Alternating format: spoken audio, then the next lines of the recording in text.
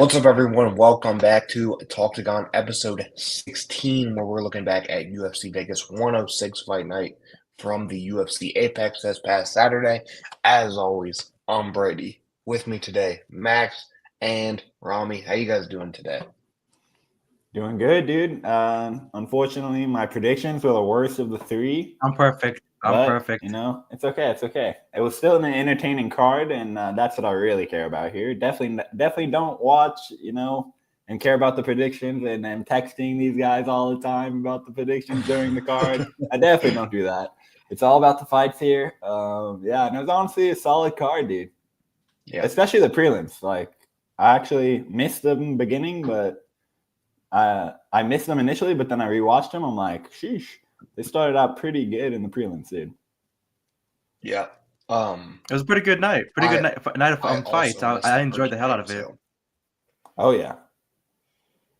But, we have some fun prelims here. I'll bring up the predictions.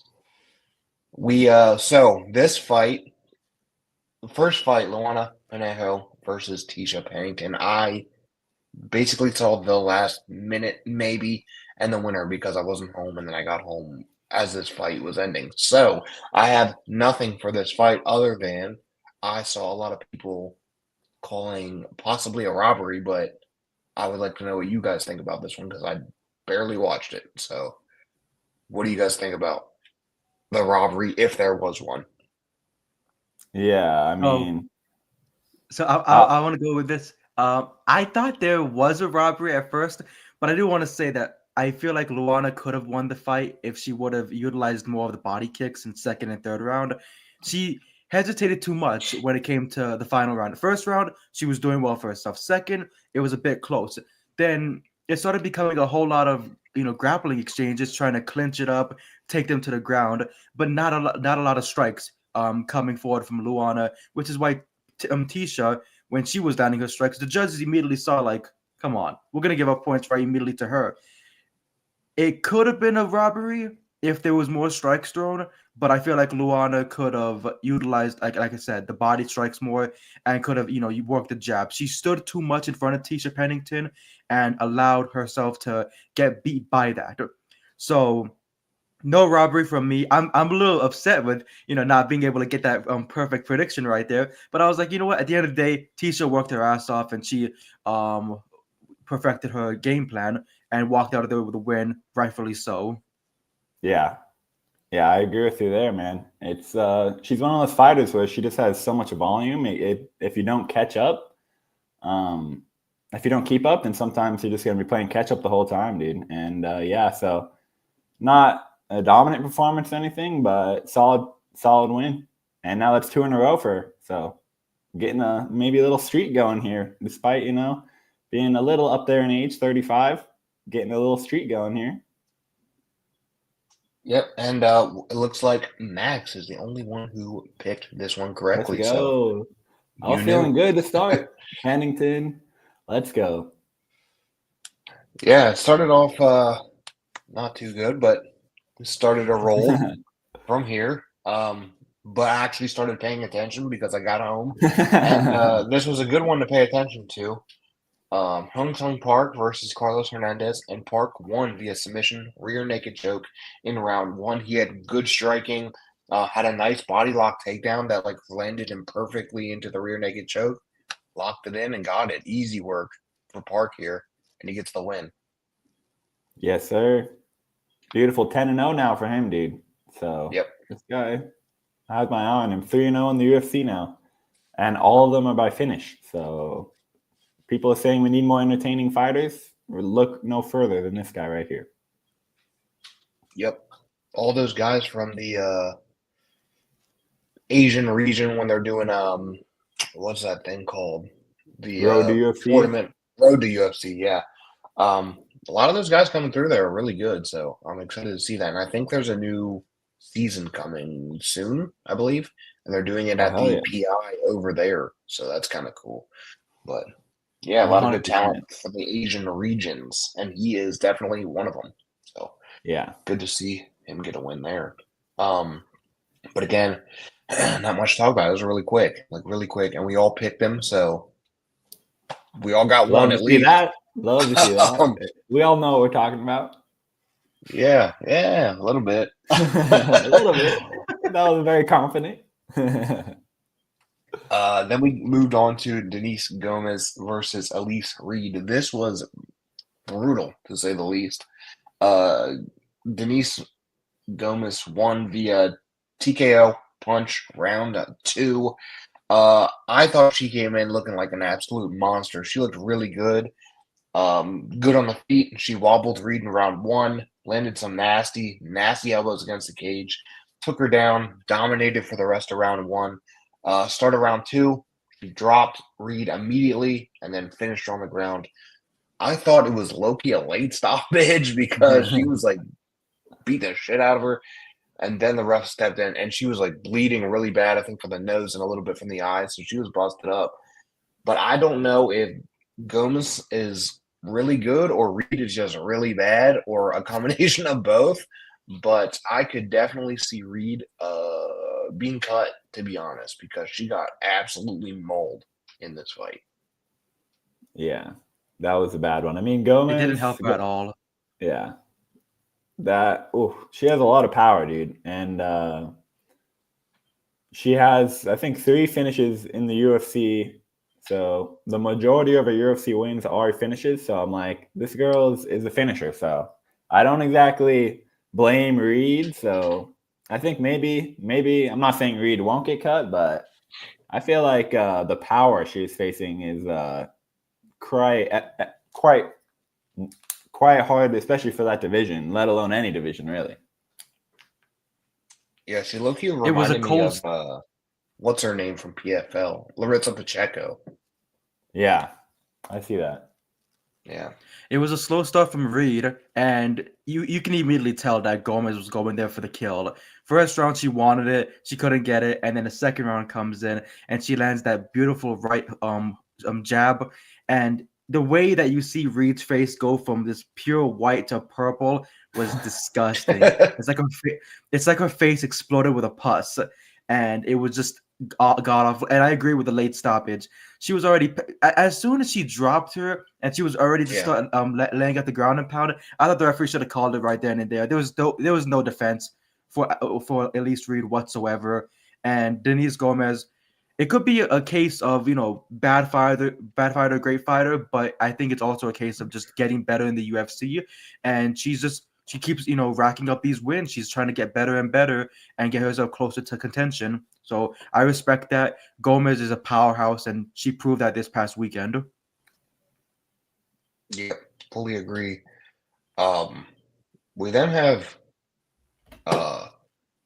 Luana Santos versus Alyssa Boa, but this was another fight where I got a phone call and was barely paying attention to this one. So I need you to step in here. I know Santos won that, but yeah, she got the win. I know that. Yeah, this one I only saw a submission for, so we're gonna have to rely on Rami, unfortunately. Unfortunately, my little sister. She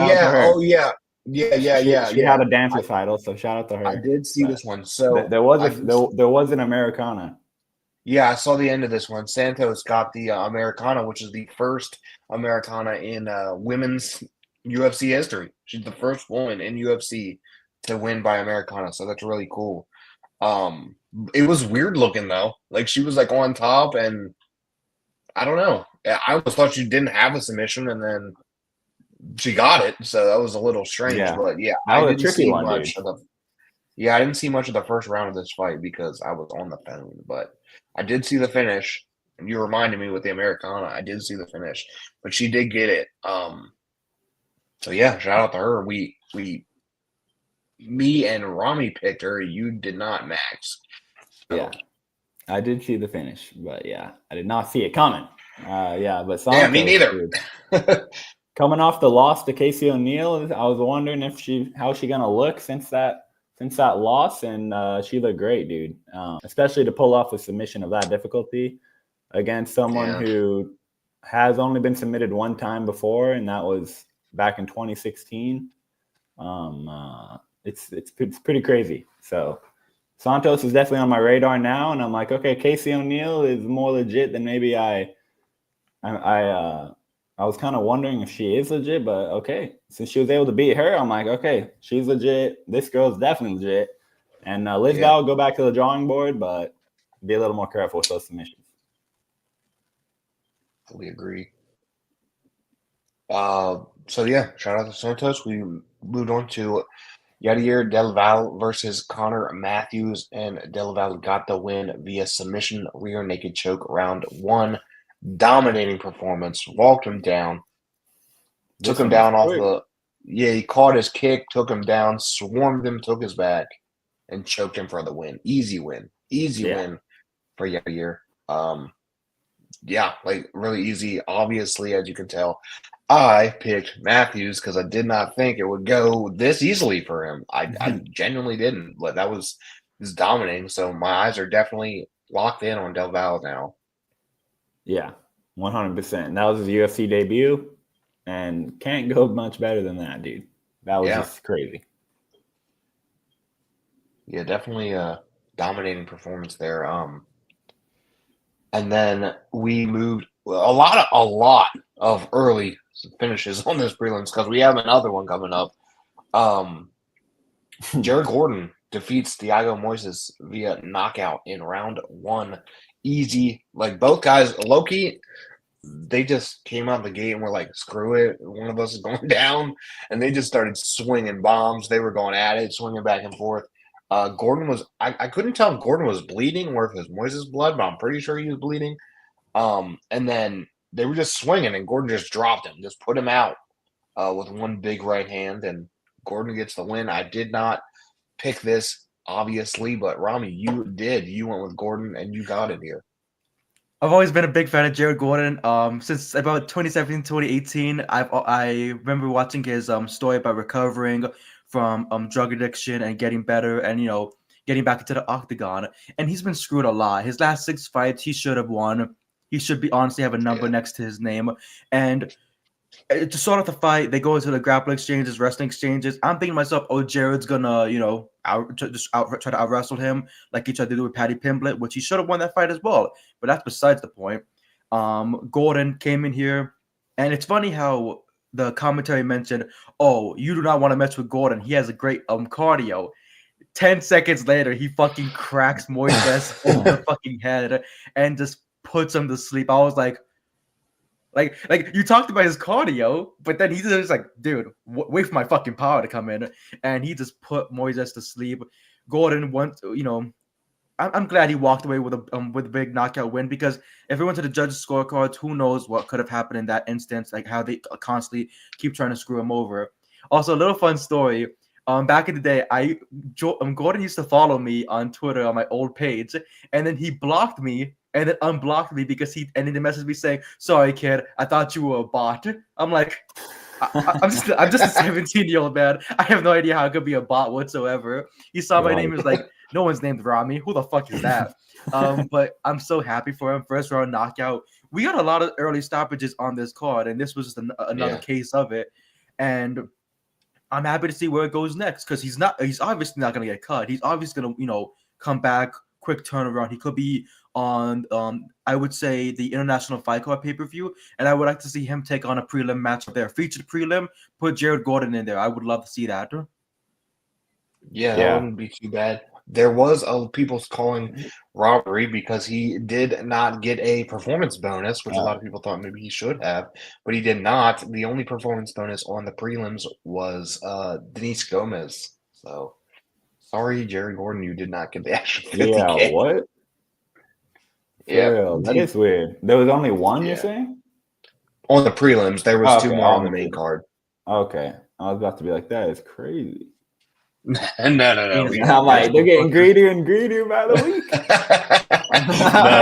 No, we did get a fight of the night this week too. So that's good. Thankfully. Yeah, dude. Shout out to Gordon, bro. You can't not root for the guy, and he always puts on fun fights. So even though we didn't, what's not to love? Hey, even though I didn't pick him, I thought Moises would look a little better, but no. The chin. Well, I fully didn't expect Moises and him just come out and just swing. I thought Moises would try and take it to the ground, but that did not happen. He was confident, wrongfully, in his hands, and look what happened. So, poor guy. Yeah. Whew. But yeah, good for Gordon there. We then moved on to the featured prelim, which was Gabe Green versus Mateus Camilo. Both looked good early. I thought Camilo seemed to have the grappling edge and had Gabe in a very tight triangle that could have ended it, but shout out to Gabe because he survived it. He got out, he took the back, used his punches to eventually lead to a rear naked choke in the second round and got the win as the big underdog. And this is a new weight class for Gabe at 155. So making his debut at 155 and looked pretty good against Camilo, who was, I won't say a highly touted prospect, but a decent prospect that people were looking at. And Gabe Green gets the win. And none of us picked him. So it proved us all wrong. Oh, yeah.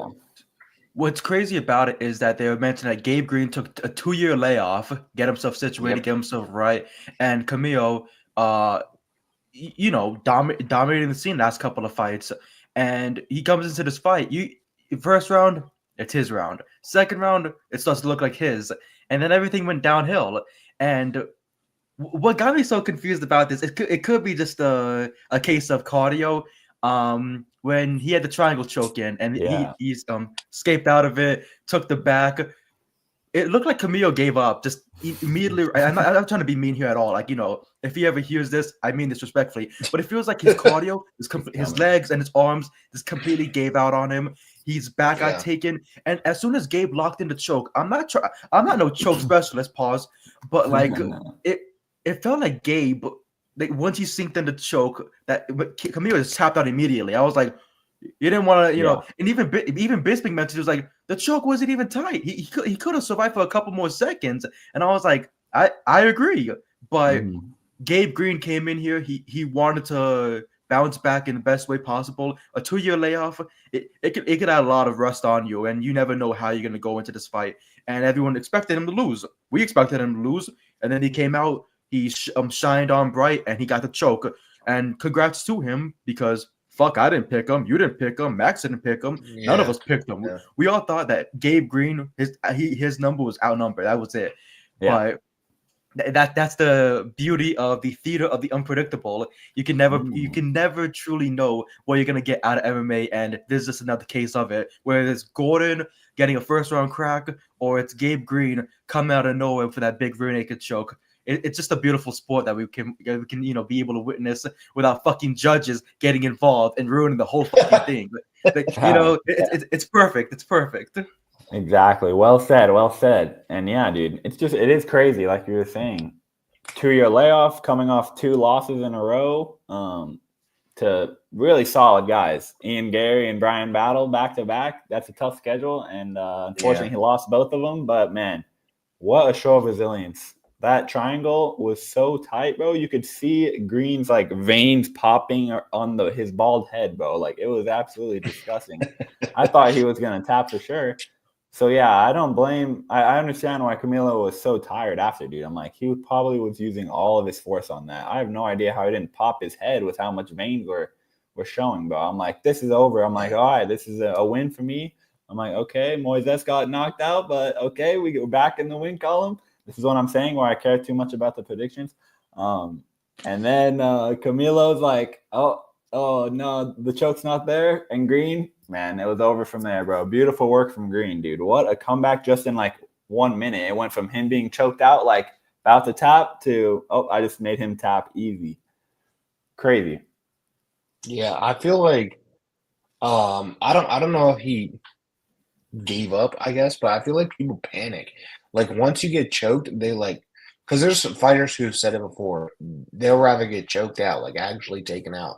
But then there's some fighters, and I'm sure it's with a lot of the new guys, they just panic and they just want to tap because they don't actually want to be choked out. So I'm not saying he panicked, but it could possibly be Yeah, exactly. Like I'd be like, I'd be oh like, shit, get like the fuck. I'm like, I got uncle. Gabe Green on my back. I'm fucking tapping.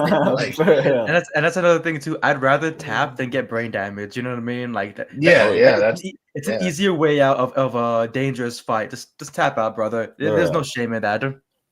Exactly. 100%. But then you have some psychos like Justin Gaethje who's like, yeah, I'd rather just be choked out.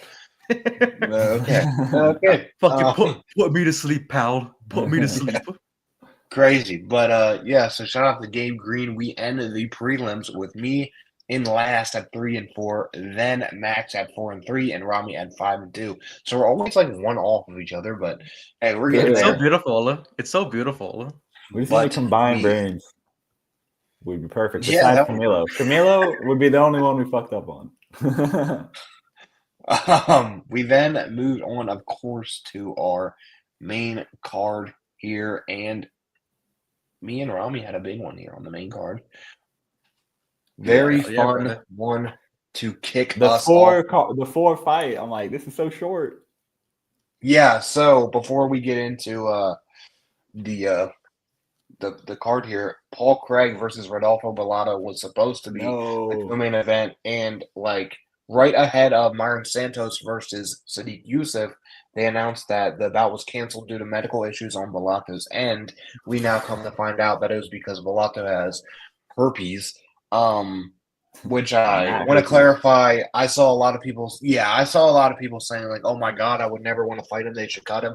It isn't sexual transmitted herpes like you would think. It's like a cold sore that he probably got from grappling. It'll go away, hopefully. And they said that they will reschedule it for either the May 31st fight night or the June 7th UFC 316 pay-per-view. So if that gets rescheduled, it should be very soon. But yeah, that's kind of sucks for Bellato because now he's going to be just the herpy guy. Yeah, and the thing is, the people who were saying that, like, oh, he should get cut, they were making it seem like that South Park joke of the Cartman, where he's like, "I'm not just positive, I'm HIV positive." Like he's not gonna walk around here saying, "Oh, I got herpes, guys, I got herpes." Like, calm down. But I did want to say something for this. I'm glad that I got all the perfect predictions because the sheriff is back in fucking town. The sheriff is back in fucking town. Who did you pick for Paul Craig versus Rodolfo Bellato? Out of curiosity. Oh, Bellato, without a doubt. Bellato? Okay. Yeah. Because here's the thing about Bear Jew. We all know how Bear Jew fights. He takes a punch, he gets dropped, and he's like, "Huh? Want to pull my guard? Want to pull my guard?" Like he always wants to pull guard, and it's like, calm down. Come into my crotch. Exactly. Well, I do feel like Bellato may have probably grappled with him a little bit, so we may have seen something there. But... I my prediction for that was submission Bellato. I was gonna assume that he was gonna choke out Paul Craig, but we didn't get that. But we might get that in the future. So you already heard it here first. I'm already predicting a submission then and there. But perfect 4, like Fortune 4 over here. I feel like AJ Styles. Yeah, 4 fight main card, but the first fight ended up getting awarded the fight of the night bonus. We had Mel Costa versus Julian Erosa, and Costa wins via unanimous decision 29-28 across the board. This was fun. Costa looked really good on the feet. He almost finished Erosa early, wobbled him a bit, but then Julian took him down with the grappling, allowed him to save it, and go into round 2. In round 2, Costa landed some nice jab that allowed him to get a takedown. Costa locked in the guillotine to get back up. Both started swinging. They were actually throwing hard. They were hitting the shit out of each other. The rest of the round for round 2, and then in round 3, I thought Costa was just more clean and creative with his strikes. Erosa was throwing back, but he would throw like a jab and then a 1-2, while Costa was like mixing it all together. He had some spinning body kicks. He was looking really good. But yeah, towards the end of round 3, everything was out of the window. They were just freaking throwing bombs, trying to finish each other. But they did not. It was a war for sure, and Costa gets the unanimous decision win. Shout out to Julian Erosa, though. I was very impressed with his chin because I do not think a lot of other people in the division would be able to take hits from Costa like that and keep going. Like I said, he was basically rocked in every single round and didn't fall. So yeah, shout out to him. That was crazy. Oh, big shout out to him. And because you saw previous points of Costas, they got finished, they got rocked, they couldn't get back into the game. Arosa just Yeah. kept going forward and forward. And it was a true fight of the night. It honestly, you can look back on this fight and say, you know what, it's not a guaranteed winner, but it's definitely a top 15 fight of the year type of contender because it was so good. You can go back and watch this and you'll enjoy every single exchange from round 1, 2, and 3. Costa's getting better and better in that octagon. It's getting scarier for people because it's getting to that point where he's getting that type of power, that grappling ability, that fear against his opponents, like how Shavkat Rakhmonov has. And it's very different with 100% finish rate to guy who's dominating the entire 3 rounds and dominating and getting the judges' scorecards. But he has that power behind his hands. He's got those grappling exchanges, and it's going to be very interesting to see how it goes forward because Arosa is going to get better. We're going to see him in another fight like this where he could walk out as the winner. But Costa is just too damn good. And I'm just wondering what his next fight's going to be because he walked out of this, pretty fucked up. I believe he got his fucking toes even cut up. It looked nasty. Yeah, brutal. But it was nasty. But it's the love of the game. Yeah. And my goodness, I'm just very excited. He's made me a big fan of his in the last 3 fights of his, and every single time he steps into the octagon, I'm just like, what is he gonna do next? And this is just another example of how great he can be and how great he's becoming. And I'm just very excited to see what happens in the future. Yeah, dude, 100%. I was really impressed with his striking in this one. I was more worried that maybe he'll try to submit Arosa, but man, he looked amazing. And this is against Julian Arosa, who's coming off 3 first-round finishes in a row, back to back to back. So Arosa was coming in with all the momentum, super hot, and more experience in the UFC. But Costa said, that don't matter. It's right here, right now, this night only, and he was a better man, bro. And honestly, I was shocked that he was able to survive, dude. Because that, like you said, he was rocked, like, badly. I saw he posted that the doctor said he broke his orbital, so he said he was seeing double. So yeah, dude, and his nose too, right? Apart from Arosa. But yeah, Costa was just too good, and like Rami said, super exciting prospect where he kind of came in more grapple heavy, but now he's well-rounded now and dangerous on all levels, very dangerous. So man, I'm excited. This was a pretty quick turnaround for Costa too, though, right? I believe he fought not too long ago. Yeah, he fought. Let me see for both guys. Let's see. Arosa fought. He fought in March. April. He fought in March against Christian Rodriguez, and he fought this past February against Andre Fili. Yeah. So. And then Arosa fought on April 12th, so a month turnaround. Yeah, crazy. Turn on for both, but I believe both of them are probably going to need some time off now. Probably. That toe was brutal. It was really nasty. Dana White was on his story, and they were fucking moving it. Literally, bro. I wanted to block him for a second. I was like, please. Let's open it up. Let's open it up as much as possible. I'm like, yeah, see the fucking bone, bro. He was like, you like jelly? Yeah. So nasty. Calm down, pal. Dana's kick in the head, dude. Bro's like, made me dad. Look at his bone. Normally you don't video these. I'm like, oh my god, so disgusting. But the good thing is, myself and Rami here picked Costa Max Rosa. And I want to say this. Hold on. You know what time it is? Winning time, motherfucker! It's winning time. Winning for me. For Brady and Rami. Yeah, for both of us. I'll take it. But hey, you got the next one, as we all did. Nursultan Rizibov defeated Dustin Stoltzfus via unanimous decision. It was a 30-27, 29-28, and 29-28. Early on, I thought they both were pretty even, but Rizibov ended up getting dropped, but it was actually from a head clash. The ref didn't see it. Dustin jumped on a guillotine, looked a little tight, but Rizibov was able to get out of it and finish the round. But then in the second round, Rizibov started working now. He busted Dustin's nose up with an uppercut.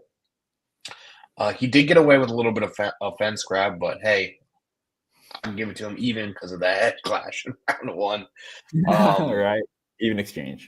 Yeah, even.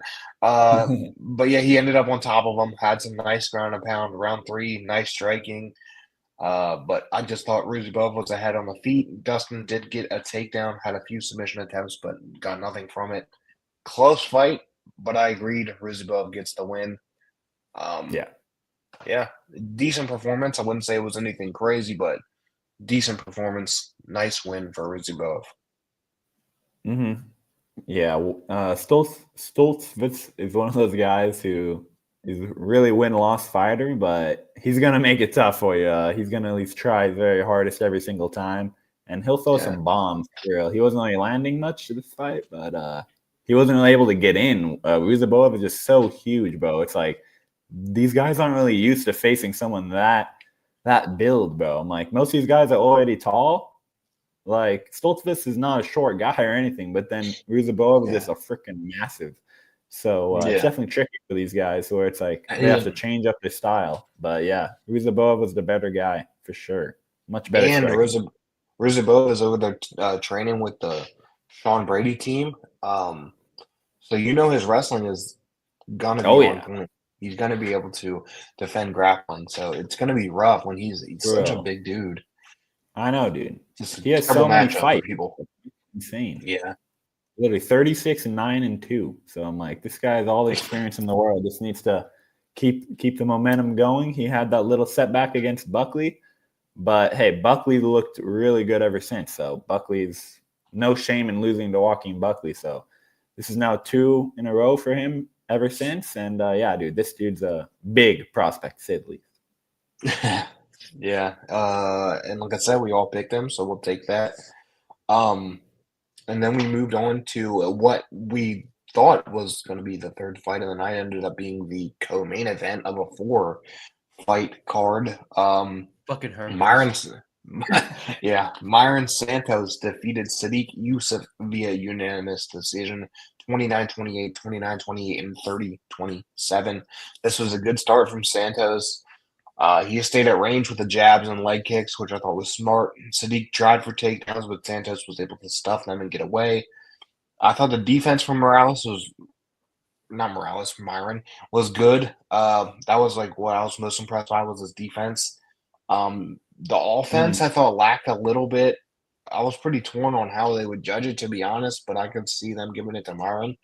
I like Myron. He's a Ultimate Fighter winner or whatever. He's really good, but I just don't know if he's gonna be good enough to fight the top 10 type talent. But I guess we'll find out because he keeps on winning. But I don't know. I thought his offense really didn't impress me. It was more of a defensive fight here. Yeah.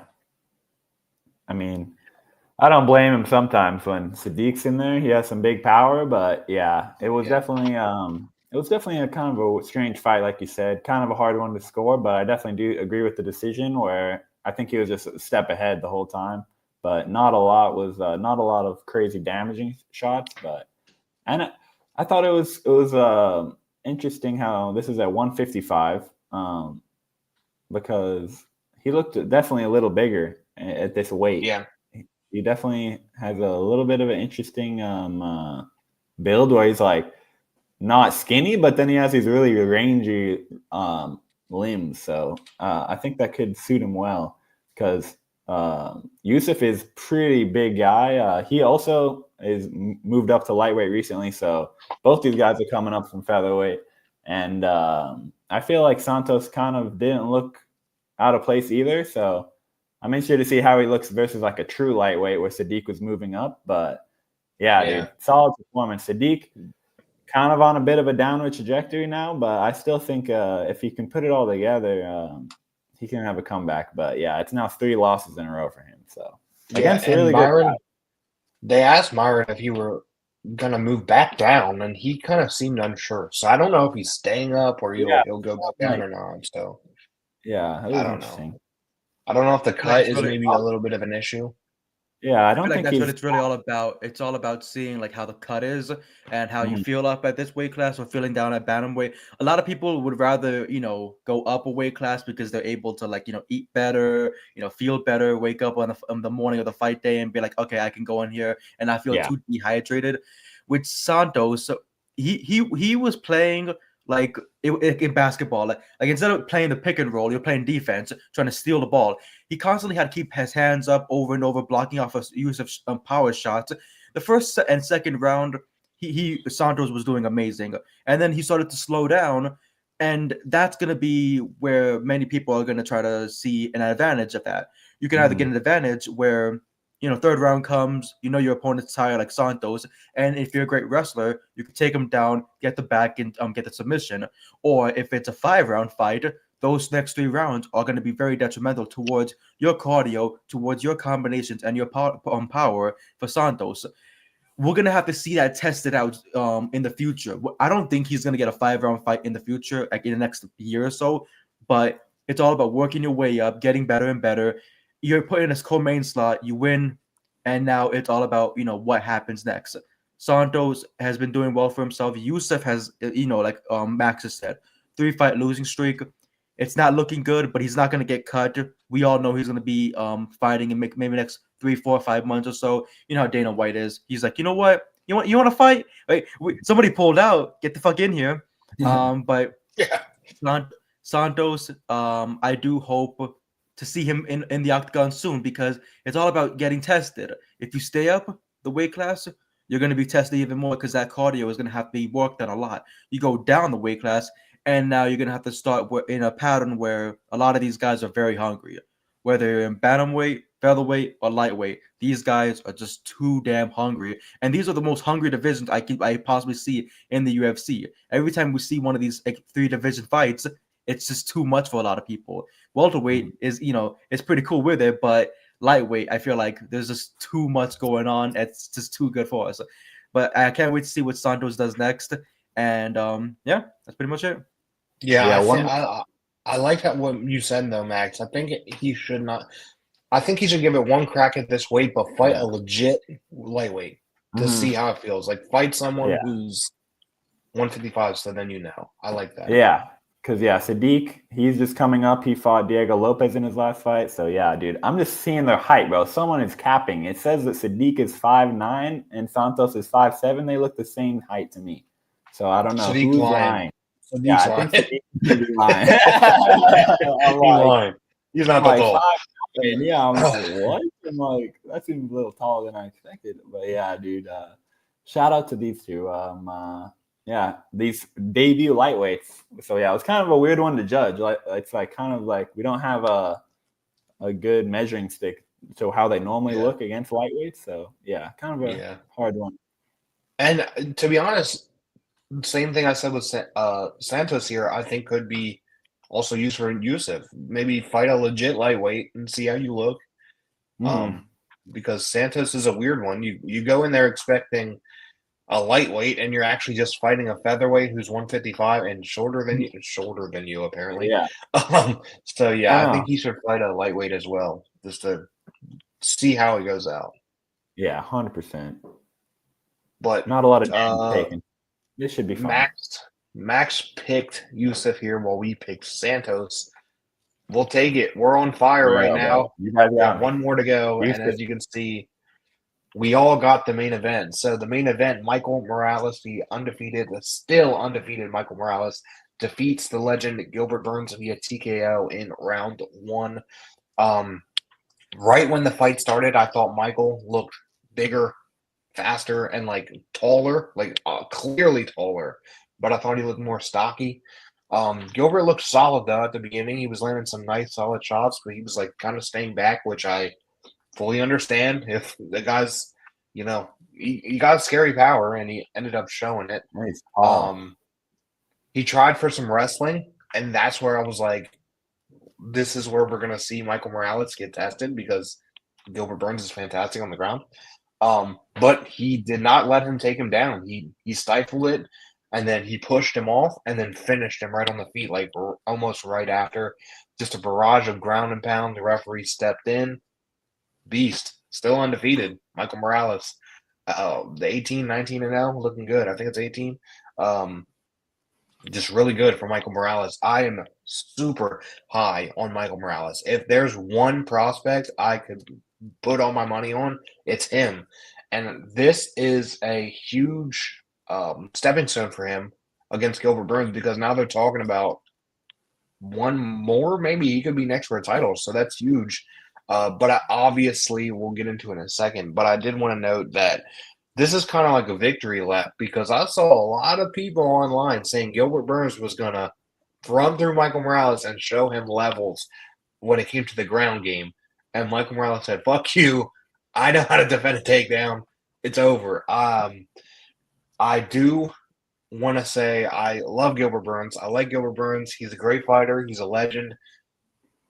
I think it might be time to pack it up, though. I don't know what else could be left for him. He's gotten beat by a lot of the top 10 talent, and now you have the younger guys coming in, and he's getting beat by them too. I think maybe like he just has like maybe a retirement fight against another legend type name, and then maybe hang it up or something. But yeah, that sucks though because I like Gilbert, and I thought it was weird how he looked in the last couple fights based off of how he looked in that Chimaev fight. I thought he gave Khamzat Chimaev still to this day his toughest test.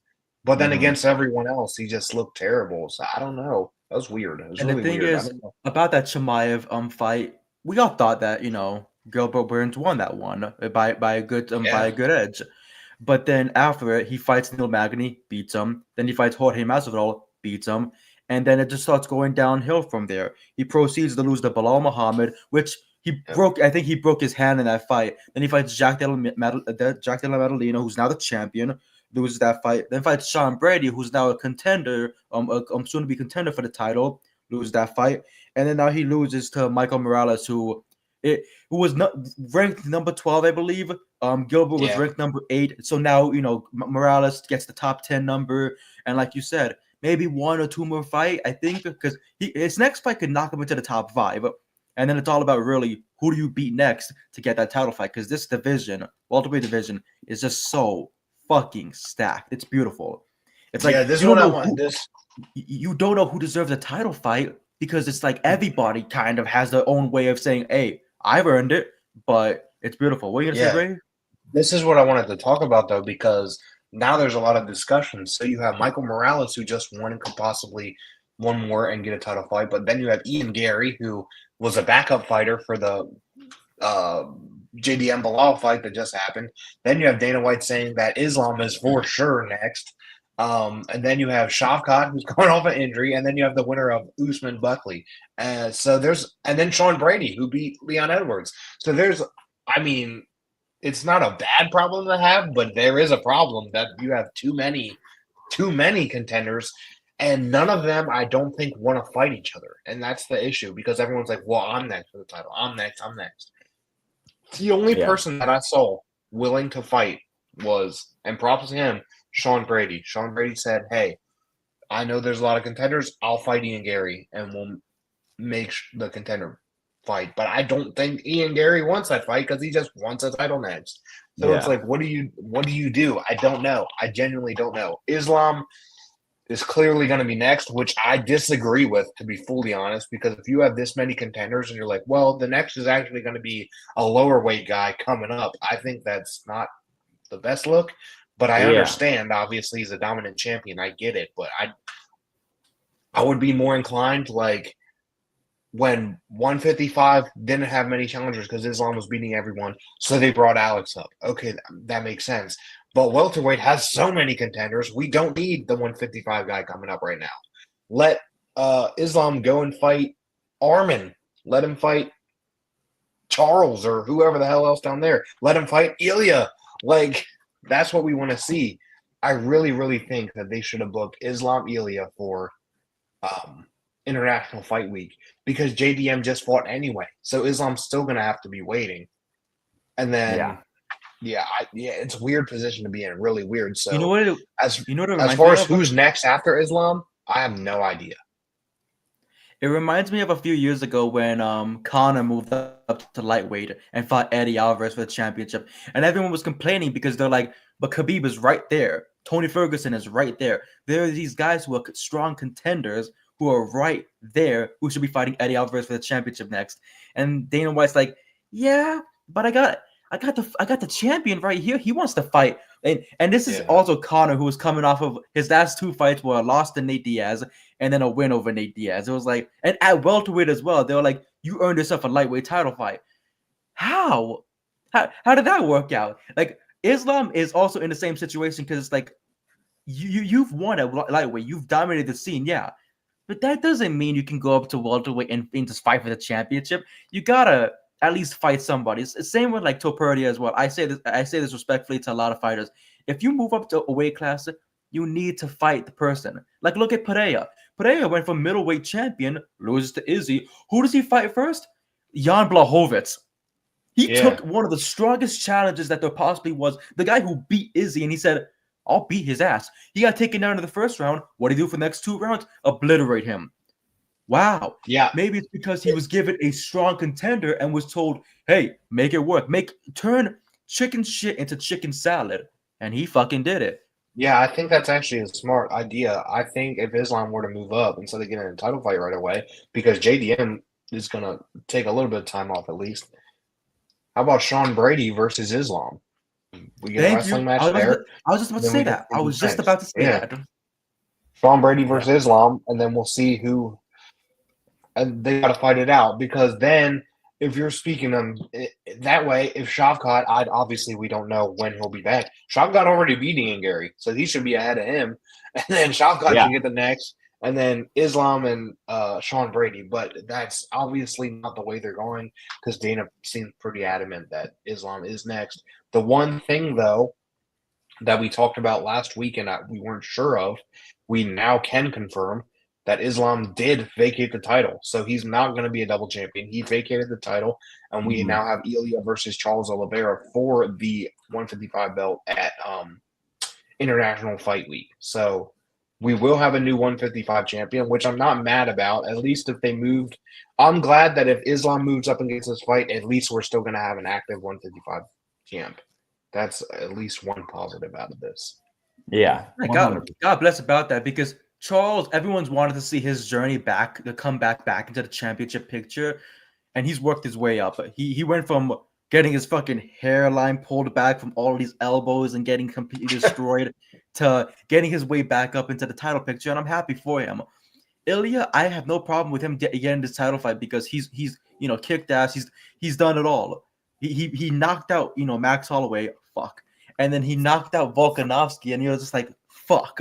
And it's like, he deserves to get a good crack at a title, but I'd rather he, actually contend for that, because the lightweight division, I feel like it's stacked with a lot of guys who could be next in line for Charles, who should be next in line for Charles. Well, my thing here is, if they did anything, why didn't they do Ilya versus Armin? Because Armin beat Charles. So that was my interesting. I was like, that's a little weird, because Armin should have fought Ilya. Yeah. Yeah, because he had the fight versus Islam, but got injured, so he was taken out. But I think that honestly made Dana White hate him, because that motherfucker, I think so. He had a title fight. Because at the press conference afterwards, he said, "Oh no, he's not getting a title fight at all. Like, he will not rematch. He will not get a rebooking against Islam whatsoever." And then Armin was like, "I'll work my way back up." And they're like, "Oh, you fucking will, because we just gave your title shot to Charles." Like, damn, that's pretty fucked up if you ask me. But that's the way this fight business works. And it's gonna be, those two are gonna be very interesting fights when it does happen, because Ilya has so much good power, and as you can see, he's always labeled as a jiu-jitsu guy.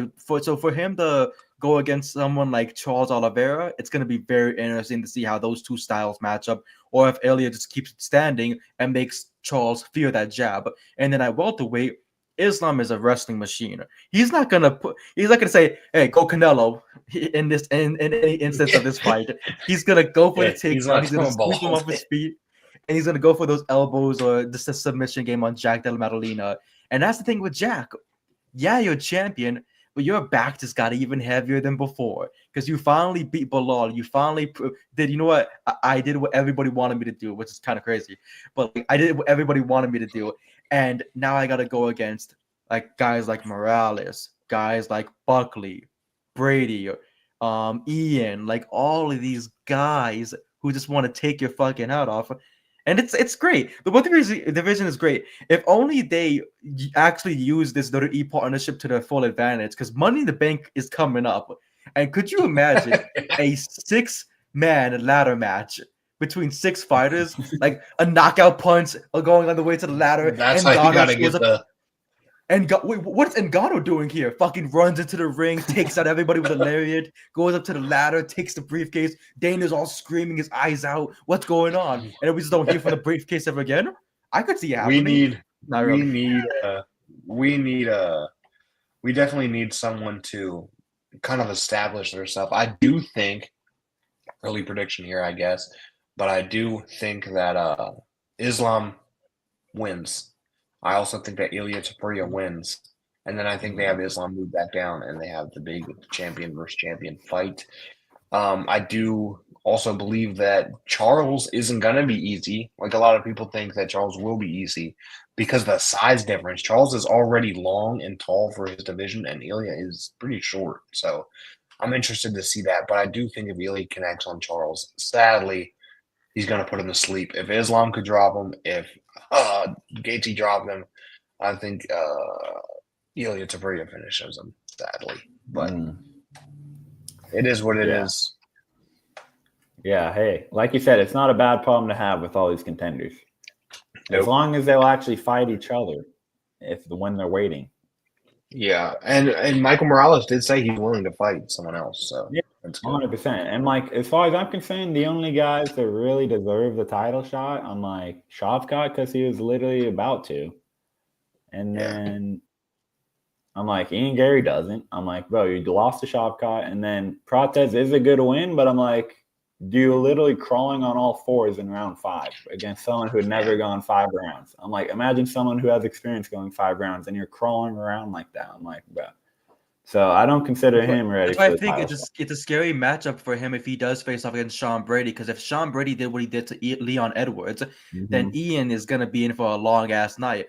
The one fight I do want to see now, since Morales did get through this unscathed, no cuts, nothing whatsoever, I want to see him fight Sean Brady International Fight Week.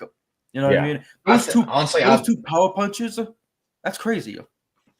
I know I might be a little biased here, but I think Sean Brady's the one because everyone's like, "Oh, but you got to fight Sean Brady. Oh, Ian got to fight Sean Brady. Michael Morales got to fight Sean Brady." Well, how about you just give fucking Sean Brady the title fight because I think that he could beat JDM.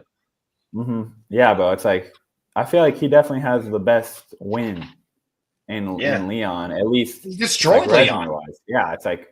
Easy work. It's like Shavkat, best win, Ian Gary, where it's good, but I'm like, we don't exactly know if he's like champion level, which we knew Leon was. Maybe he wasn't in that fight, but Brady did not care and took him out anyway, bro. So I think, Brady, and then it's like, I'm like, I'm not really seeing the Ian Gary for the title shot after beating Protez. I'm like, Protez is good, but I'm like, he had not really fought anyone in the division that was like, yeah, that was Protez's first tough test. So I'm like, I don't know. The Ian Gary thing is starting to annoy me. At first, I had some sympathy for him with all these fans being on his ass, but now I'm like, bro, you're starting to actually piss me off. I'm like, I'm starting to see why people don't like you, bro. I'm like, God, bro. I'm like, you don't deserve a title shot just because you are the backup fighter. I'm like, cool shit, bro. Like, someone made a mention about a good fight that I would love to see. If I would give Ian Gary the title fight if he beats Michael Morales, because he beat Carlos Protez, let him finish another prospect. If Ian Gary can get past Michael Morales, they're both I would see that strikers. They're both rangy strikers. I would be very, very interested to see that fight. And if Ian Gary can get past him, then cool. And like you said, I don't know what Ian Gary's status is as far as return. Michael Morales can definitely return quickly. He's calling for a fight in Guadalajara. He wants to be on that Mexico fight card, and that's soon. So, Ian Gary, step up, brother, and then you'll get a title fight. Because again, 100%. Jack is fighting Islam, so these guys got to do something else. For real. And then who knows if they won't try to book it again with Islam? Like Islam wins, then a rematch, and then. So you got to fight. You can't just sit around. Yeah. And Sean Brady realizes that, so he wanted to fight. But Ian, I think Ian Gary is the type of guy that's just going to be like, I'll just wait. I know, bro. I'm like, bro, 100%. Especially when you're looking like that in your round 5, you're crawling around on all fours. And then if you, bro. I'm like, if literally, you wait too bro. long, if you wait too long, then Shavkat comes back and Shavkat beat you, so he's definitely ahead of you. Exactly. Then you're waiting even longer. Just fucking fight. Just For fight. real, bro. I'm like, I just don't understand it whatsoever. If he beat Michael Morales, then 100%. I'm like, that would actually, I don't understand. Because it's like, bro, we've seen Burns get it beat, but we haven't seen him get ran through like with complete ease, bro. I'm like, maybe he's just getting old, but maybe Morales is just that good. Where it's like, Morales is a monster. Is getting maybe a little washed. I love Burns, but maybe he is 38, so he's not exactly young. He's pretty old, but man, Morales ran right through him. So yeah, I'm like, I would rather see Morales fight Ian Gary, maybe knock him out and then get a title. Yeah, I feel like, yeah, Ian Gary, bro, you're really starting to annoy me with this, bro. I'm like, please, do something. Yeah, I'm like, you lost and then beat one guy, which, okay, very impressive win. But I'm like, bro, that guy was barely ranked. I'm like, bro. Yeah. I'm like, I don't understand. You fight down and then you get a title shot? I just don't understand. I'm like, wait, what? Yeah.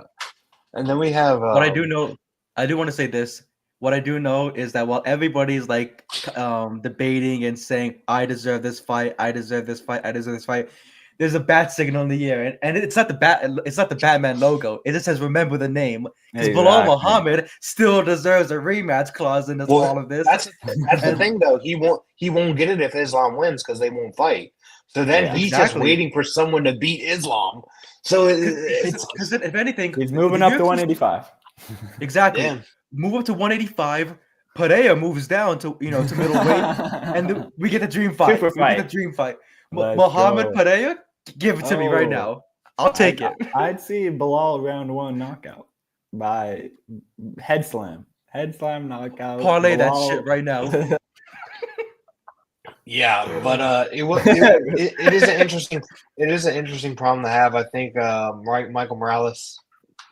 Obviously, this is about him. He got the win here. Very good, very, very good stuff. Like I said, I'm high on this guy, so hopefully he can prove me right and get a win. But there also was a couple announcements that I wanted to touch on. We did know now that in Chicago it will be Dricus defending his title against Hamzat. So Hamzat's finally getting a freaking title fight. Finally.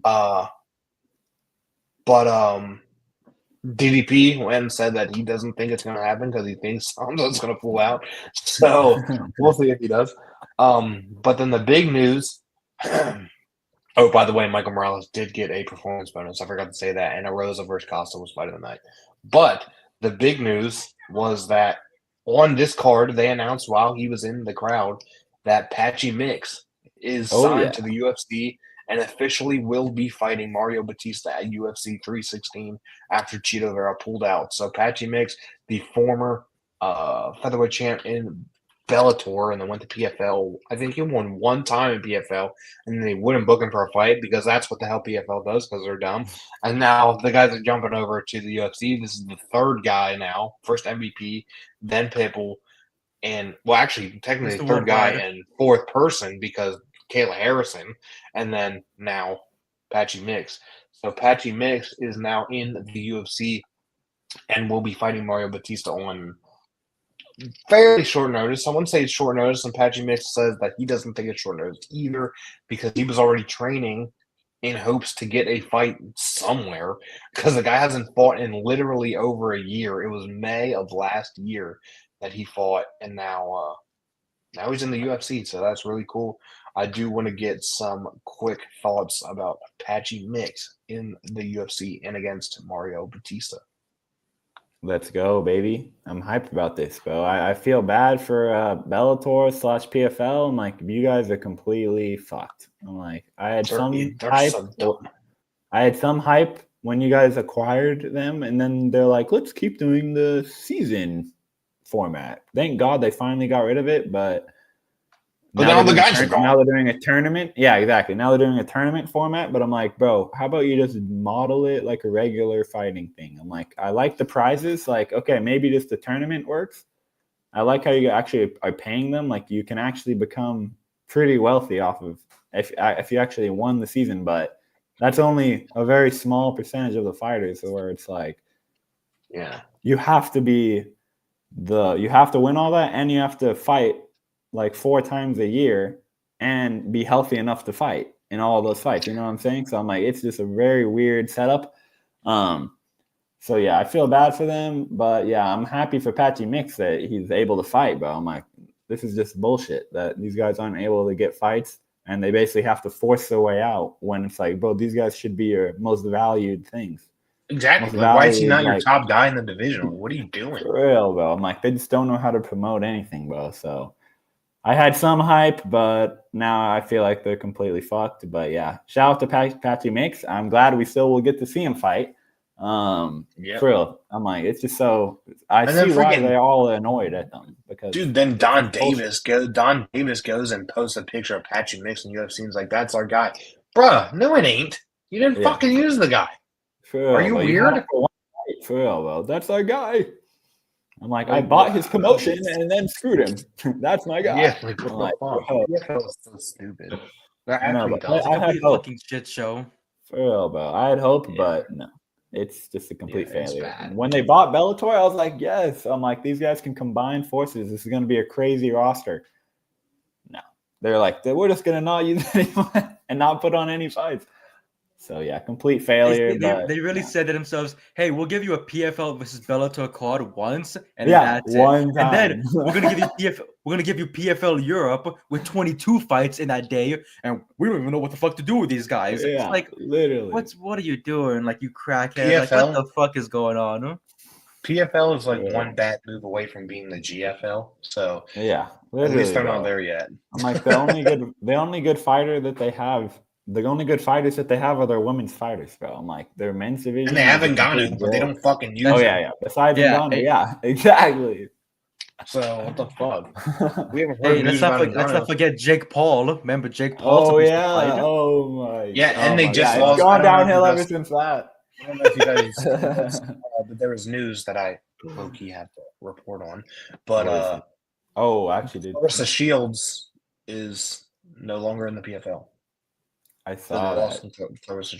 But that was her decision, though. She said she does not want to compete in that. When she realized that fighting in an octagon and getting paid little to nothing is non-beneficial towards going into the ring, doing 8-12 rounds, and getting yourself a good paycheck, I can't blame her. She wasn't someone that I went out of my way to watch. I know she had like a 2-1 record of whatnot, and it was in the PFL as well. So I was like, who cares? But I'm happy for her to come back to boxing and just to continue that on because she was doing both, so it's like you can't exactly. do both. It's like the stick to boxing, pal. You know what I mean? And good for her, I guess. Yeah. Major respect for doing 3 fights. I'm like, bro, I don't know any other boxers that would do that. So major respect. None. I think that it's just too hard to do both at once. It's like you have to fully transition if you're gonna do it. It's like we've seen Holly Holm do it, but she fully transitioned, not just let me do both at once. So yeah, which is exciting for her. Holly Holm is gonna be in boxing. She's fighting on the undercard for the Jake Paul card. I'm like, that's good for her. Hopefully she's getting that bread. And she did call out Ronda Rousey for a boxing fight too. She's like, I won't kick you in the head this time. I promise. Yeah, the best boxer in the UFC, Ronda Rousey, coming back after she took on Mayweather. Well, there's also rumors, Rami, that Ronda's going back to WWE. So we'll see. Is she not anymore? I don't know anything. I thought she was. Oh, she hasn't been in for a while, but she's over there doing moves and shit, I guess. You see how many bullets I just put in my fucking head? I just put the whole goddamn clip. Killed myself all over the wall. Blood splattered everywhere. I think she's not a good wrestler. Nah. I guess Ring of Honor didn't work out for her. Yeah, she hasn't been in WWE since what, 2020, 2021? 2020. I think she had a SummerSlam match with Shayna Baszler with whatever the fuck it was, and then she left. And then that was it for.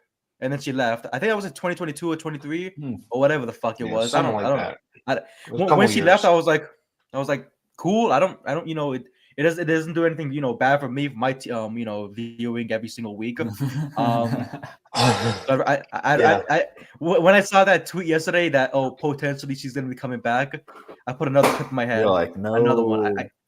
fucking just end it all, fucking 2 fucking guns to my head. Hey, Put it all maybe Holly Holm will do it for you because she might beat her in boxing if she accepts. Dude, yeah, if she accepts that, never. that is just She'll never accept it. And speaking of boxing, shout out Darren Till, who got a big win over the weekend. Oh yeah, Really good win. Except my stream couldn't get it to work, but I saw the highlights. Easy work for Till. Easy work. I'm happy for Till. I want to see him do better. You know what I mean? Like, because everything was going really downhill for him, and it's nice to see him get a little bit of like some good luck on his side. 100%. He wants a Jake Paul fight, so. Yeah, I was worried he might have a like downward spiral where he'd be like really not fighting. He'd just be like completely out of shape. But I'm glad he's looking good, doing his thing now, and I think he's found a nice little lane there because he's got some nice hands, Bo. He does. Yo, that punch when Stort was coming out, when Stort was like in the ropes and he was coming out of the ropes and he just fucking cracked his ass, and everyone's like, "Is that even legal?" Yeah, it's legal. Don't fucking turn your back on your opponent. For real. He cracked the shit out of him. So shout out to Darren Till. Good hands. And I think he would give Jake at least some sort of problem. I don't know if he'd win, but he'd give him some. Yeah, I mean, he's similar age. I mean, not similar age, but similar size-ish. He's a little smaller, but, I mean, at least he's not fucking 60, so. Exactly. But, yeah, so this card, solid card for a bunch of switch-ups and some early prelims that had some quick finishes. We end up with Max with 6-5, myself with 7-4, and Rami with 9-2. Rami in the lead, but I beat Max, so I'm happy about that at least. Yep. Dude. And hey, I'm gaining on him. Exactly. Rami's just having beginner's luck. Beginner's luck. Once beginner's luck. Once you have There's 100 no such wins, thing as that. No. Max is correct because me and Max had beginner's luck in the beginning, and now look how we're doing. We're doing shit. We had beginner's luck. We were doing. Now we're terrible. Maybe you're over 500. Oh, hey, we'll see. We'll see. We'll see. A couple cards. Well, that's why you guys need to follow. Hey, we still have Blanchfield and Barber coming up, and then we still have after that the pay-per-view Marab and Sean. I'm like, come on now. You would expect me to get any of those wrong? Put the parlay on. Put the parlay on. I'm a billionaires club here. The Rami parlay for real, bro. They would not put that up. They'd lose too much money. Oh my! You know what was funny?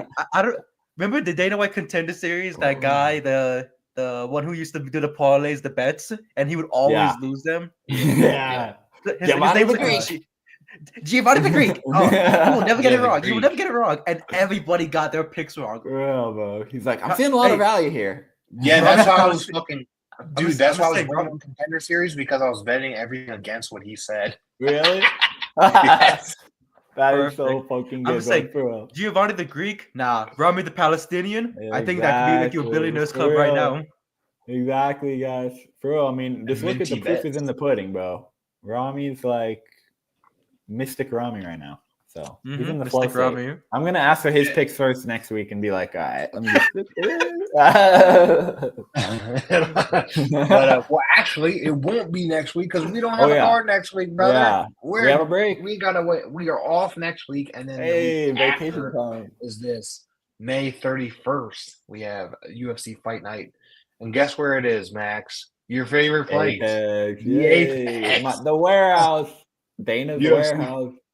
UFC Fight Night, Blanchfield versus Barber, and this card will kick off at 9 p.m. Eastern Standard Time for the main card. And low key, it is not that good of a card, but that's okay. And you're definitely saying a lot when Brady said it. Dude, you can wait until you look through this card. It's bad. Number 4. I'm analyzing everything. I'm like billionaires. Like I got it all right already. I already know who's gonna win everything. Number 4, Aaron Blanchfield versus number 5, Macy Barber. I think the top 2 fights are going to be great, and then everything goes downhill from there. I was going to say, it looks solid so far. This should be a solid fight for the women here, and then we have Mateusz Gamrot versus Ludovic Klein. I think Klein is a beast. Each other. And then we go to Billy Ray Golf. A lot of unranked people versus that Co. I'm not even going to try and pronounce his first name because I don't know. We'll just go Co. And then we have Dustin Jacoby versus Bruno Lopez. Dusko I'm shocked that she does Jacoby Todorovic still fighting though. Yeah. versus Zachary Reese. I like Zachary Reese, but he's coming off of a pretty bad knockout. And then the prelims kick off at 6 p.m. Eastern Standard Time. Jafel Filio versus Alan Nascimento. We then have Jeremiah Wells back against Andreas Gustafsson. That guy looks we have scary, bro. another women's fight, the other ranked fight, another women's bantamweight, Caitlin Vieira versus Macy Chiasson. I don't know why this isn't on the main card because it's ranked. Yeah, 3 versus 5. Prelims. Bahamaj versus Oban Elliott, Jordan Levitt versus Kurt Holloway, Markel Medeiros versus Balaji Oki, and then Rayan Dos Santos versus Alice Ardeline. The only ranked fight on the prelims is this one, and it's on the early prelims. I don't know why. Why is it down so low? I have no idea. At least headline. At least be here. Hate women. For real. They hate women, So there's exactly. There's 3 ranked fights on this entire card, and the top 2 are 2 of them, and they're like the best fights. But everything else is bro. Klein, bro. He's a monster. So. Yeah, Klein versus Gamrot is going to be fun. I like that fight a lot, but that's it. That's it. But you never know. Sometimes I say it a lot. Sometimes these cards don't look so good on paper, and then we get first round finishes and crazy knockouts. So you never know. So, when the expectations are low, you can't be disappointed. Yeah, went in pretty low to this recent card, and it ended up being pretty solid. So yeah, there we go. But yeah, it should be fun in 2 weeks, the 31st of May. I don't know if we'll be on Sunday, Monday, or Tuesday. Who knows? We'll figure it out, and you'll just get a notification, and you'll be here. So make sure to turn the notifications on. Follow every place we're at. We are on at bodyslam.net on X, and also bodyslam.net MMA. That's where I live tweet, and we put news and stuff, so follow that as well. But if you want to watch the show, bodyslam.net on X, on Facebook, on YouTube, and on Twitch. So make sure to follow, like, subscribe, all that stuff, whatever platform you're listening to. And then, of course, we have Shroom Bar. You can see it down below. Each Shroom Bar, that is you can use Bodyslam code at checkout for 25% off your order. So shout out to them. And yeah, we have 2 weeks. We have a week off, and then the next week, and then we have the UFC 316 pay-per-view, and then I think maybe another week off after that, and then UFC Atlanta. I can't remember, but should be some fun fights coming up. Again, make sure to follow Bodyslam.net MMA for news and all that good stuff, because there's a lot of incoming fight news that should be interesting. And yeah, that's about it. Make sure to follow us, Brady Fight Talk, and where are you guys at? Combat Combos on Twitter/X. Find me there, and you can see all my amazing picks. Who else but Rami on anything that you can, follow me on? Don't have me on Facebook, I'll block you. Yeah, pretty much, that's where you can find me on. Who else but Rami on Twitter, Twitch, Instagram, and yeah, pretty much anywhere you can find me at and see the red glasses that made me feel like I just took a shroom bar after I took them off after 20 minutes. So I was like, fucking spaced out completely. I felt like Elton John of Rocket Man. Yeah, these colors look different. Well, yeah. Thanks for watching, listening, and we'll see you guys next time. Goodbye.